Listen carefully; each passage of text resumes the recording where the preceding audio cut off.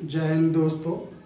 आज हम लोग जो है हिंदी में काल के बारे में जानकारी हासिल करेंगे, जिसमें हम लोग ये देखेंगे काल किसे कहते हैं। तो पहला चीज़ है कि काल क्या है, इसे जाना जाए। यानी काल को जो है हम जानते हैं काल समय है, लेकिन समय किसका होगा। यानी काल का अर्थ मिला समय है। समय किसका समय, यानी हम क्रिया का समय जानते हैं। यानी यहाँ पर मिल रहा है काल को हम क्या कहेंगे, काल जो है यह समय को इंगित करता है। किसको? समय को। और यह समय किसका समय होता है, यानी किसका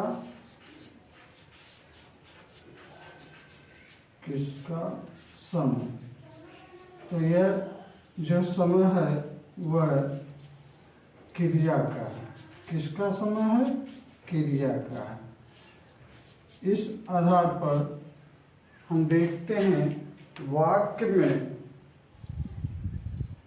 यानी कोई भी वाक्य है, उस वाक्य में जिससे क्रिया के होने के समय का बोध हो, क्रिया के होने के समय का बोध हो, वही क्या कहलाता है?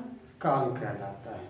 यानी यहाँ देखते हैं कि काल को हम क्या जानते हैं? समय जान रहे हैं। समय किसका समय होना चाहिए? क्रिया का। यानी इस आधार पर हमें परिभाषा मिल रही है कि वाक्य में जिससे क्रिया के होने के समय का बोध कराए, वही क्या है? काल है। जैसे हमारे पास राम जाता है, राम जाता है, और जाता जो इंगित कर रहा है क्रिया को। जाता किसको इंगित कर रहा है? क्रिया को। यानी यह जाने का कार्य बता रहा है, जाने का कार्य बता रहा है। और जहाँ जाने का कार्य बताया जाए, क्रिया के द्वारा बोध हो रहा है, तो यह जाने का कार्य जो है वर्तमान में चल रहा है। क्योंकि क्या कहा जा रहा है? राम जाता है, यानी यह जा रहा है। तो वर्तमान समय में यह जो है किसको दिखा रहा है कि यह वर्तमान में है, यानी वर्तमान में चल रहा है। यानी परिभाषा आपको मिल गई होगी कि वर्तमान में जिससे क्रिया के होने का समय का बोध हो, उसे ही हम काल कहते हैं। उसको हम क्या कहते हैं? काल कहते हैं। और काल में जो है, यानी वाक्य में काल के लिए कोई शब्द अलग से नहीं प्रयोग करते हैं। काल के लिए हम अलग से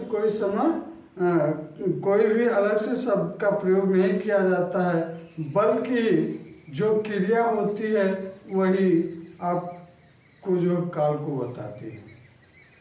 यानी जो आप वाक्य प्राप्त कर रहे हैं, यह वाक्य है, यह वाक्य में कोई काल के लिए कोई अलग से शब्द नहीं प्रयोग किया, बल्कि आपकी जो क्रिया है, यानी क्रिया इसमें जाना है ना, तो यही जाना आपको इंगित करेगा कि बताएगा कि यह कौन सा समय चल रहा है। जैसे अब काल को जो है हम 3 भागों में बांट रहे हैं।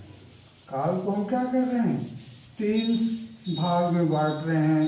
कौन कौन से भाग हो सकते हैं?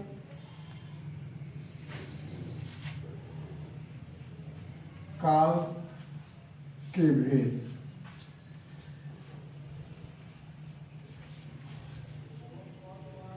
काल के भेद में देखते हैं कि क्रिया एक हो रही है।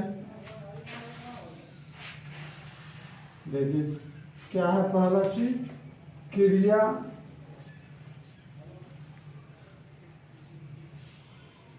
हो रही है,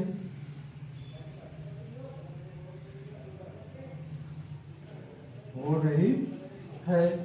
एक क्रिया जो है यह दिखाती है कि हो चुकी है। क्रिया क्या हुई है, हो चुकी है। और एक यह दिखाता है कि क्रिया होने वाली है।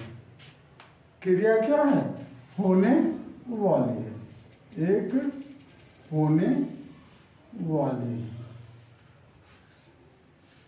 अब इसके आधार पर हम देख सकते हैं कौन कौन से इस काल के भेद हो सकते हैं। एक आप देख रहे हैं क्रिया में कि एक हो रही है, एक हो चुकी है, दूसरा होने वाली है।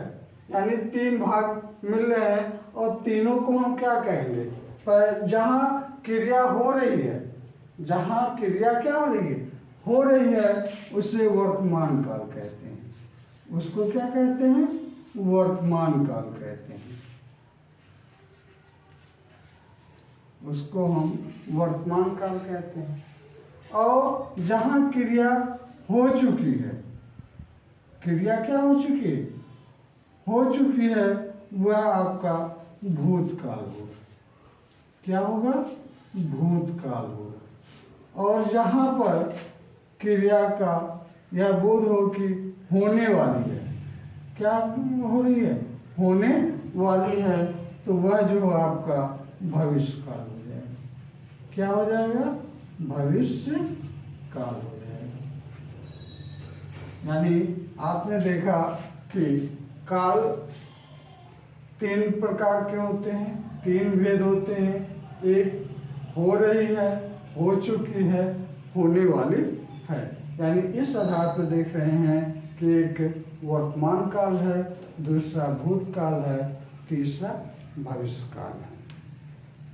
अब हम वर्तमान काल को देखें कि वर्तमान काल किसे कहते हैं या इसकी परिभाषा क्या होती है। जैसे एक उदाहरण लिया जा रहा है कि अजय नहा रहा है। अजय क्या कर रहा है, नहा रहा है। लड़का पढ़ता है। यानी यहाँ पर हम देख रहे हैं कि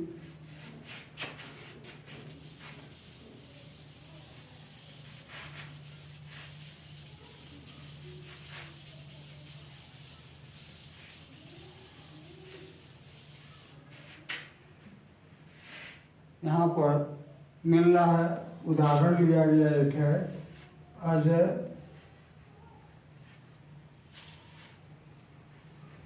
नहा रहा है।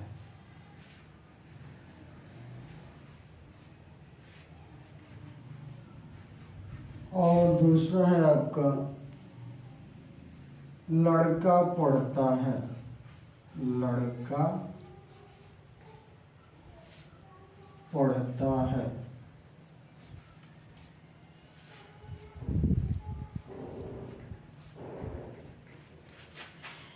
यह आपका वाक्य है कि अजय नहा रहा है। दूसरा वाक्य है लड़का पढ़ता है।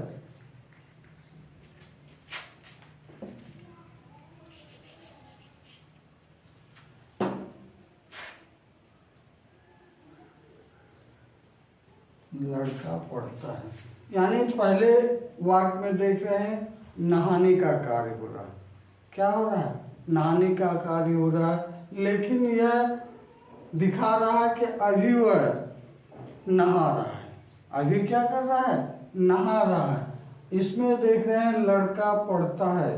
यह भी दिखा रहा है कि इस समय जो है बच्चा क्या कर रहा है, पढ़ रहा है। तो इस आधार पर हम देख सकते हैं कि वाक्य में क्रिया के जिस रूप से यह पता चलता है कि क्रिया अभी चल रही है। क्या कर रही है, क्रिया अभी चल रही है, तो उसे वर्तमान काल कहते हैं। क्या कहा गया? वाक्य में क्रिया के जिस रूप से यह बोध होता है कि क्रिया अभी क्या हो रही, चल रही है, तो उसे ही हम वर्तमान काल कहते हैं। उदाहरण के अनुसार देखा गया कि नहाने का कार्य अभी वह क्या कर रहा है, पढ़ने का कार्य इस समय कर रहा है, तो यह दिखा रहा है कि यह क्या है, वर्तमान काल है। यह क्या है, वर्तमान काल है। वर्तमान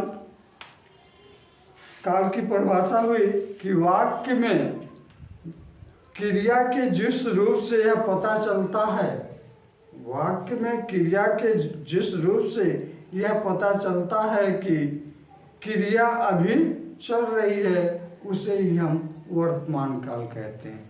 वर्तमान काल के भेद देख लिया जाए।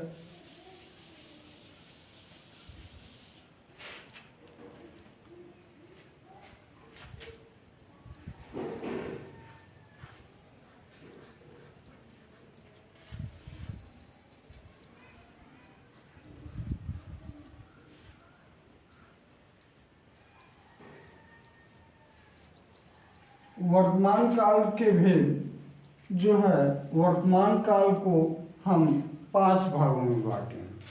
कितने भाग होते हैं? वर्तमान काल के 5 भेद होते हैं। कितने होंगे? 5 भेद होंगे। कौन कौन से होंगे वह देख लिया जाए। पहला जो है आपका सामान्य वर्तमान काल, सामान्य वर्तमान काल।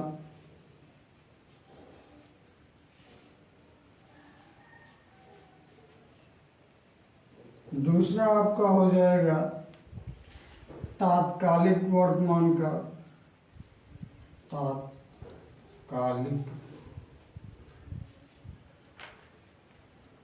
वर्तमान काल।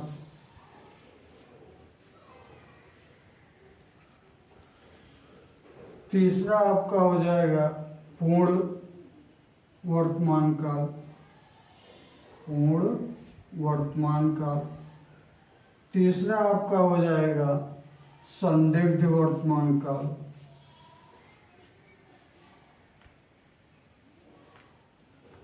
और 5वां आपका जो होगा संभाव्य।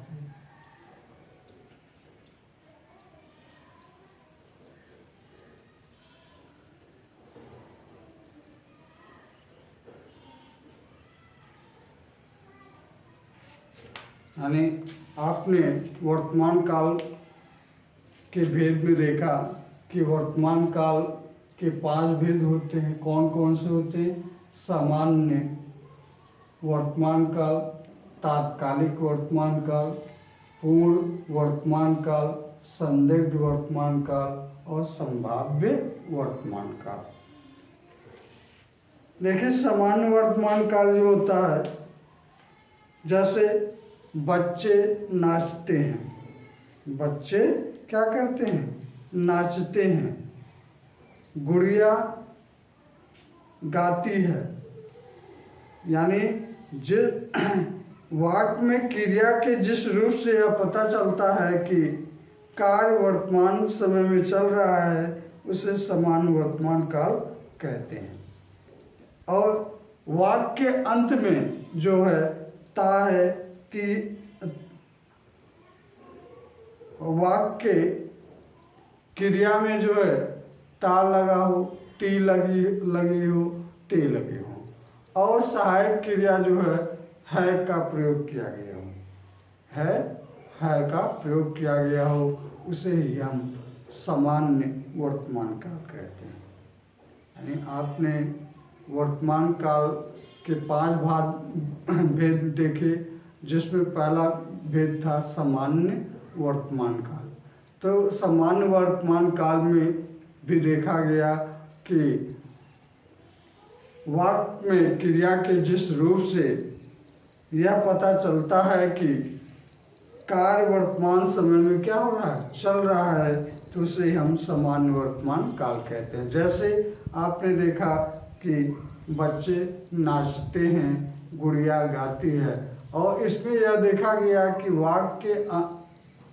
वाक्य के क्रिया में जो है ता है, ता ती ते लगा हुआ है, ता ते ती लगा हुआ है, और सहायक क्रिया आपका जो है। सहायक क्रिया क्या है? तो इसे ही सामान्य वर्तमान काल कहते हैं। दोस्तों, अब हम लोग जो है अगले दिन बाकी भागों को लेकर उपस्थित होंगे। जय हिंद।